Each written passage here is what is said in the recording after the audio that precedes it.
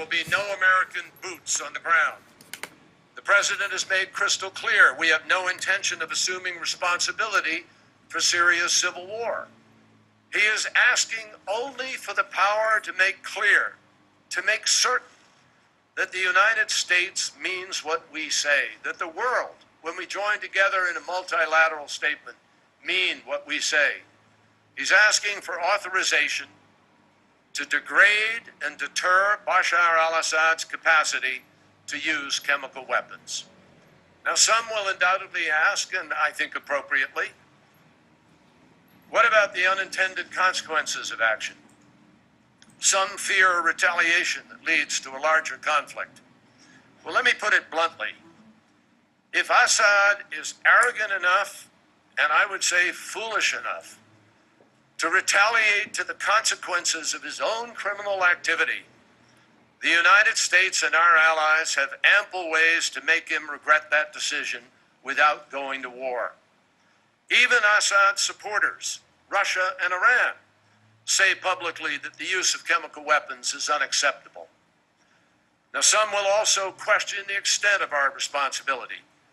To them, I say, when someone kills hundreds of children with a weapon the world has banned, we are all responsible. That is true because of treaties like the Geneva Convention and the Chemical Weapons Convention, and for us, the Syria Accountability Act. But it's also true because we share a common humanity and a common decency. This is not the time for armchair isolationism. This is not the time to be spectators to slaughter. Neither our country nor our conscience can afford the cost of silence. We have spoken up against unspeakable horror many times in the past. Now we must stand up and act. And we must protect our security, protect our values, and lead the world with conviction that is clear about our responsibility. Thank you. Thank you, Mr. Secretary. Committee will be in order. Committee will be in order. I ask the police to restore order. Right.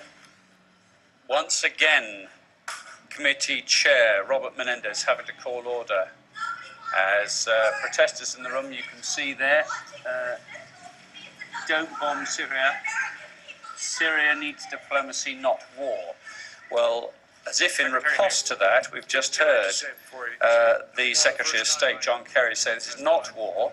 He is seeking the Senate's endorsement of the politicians throughout both houses, actually, of Congress, that against the Geneva Convention, against the Chemical Weapons Convention, that action should be needed. Now, he's going to be responding to more questions, and we will have more coverage for this.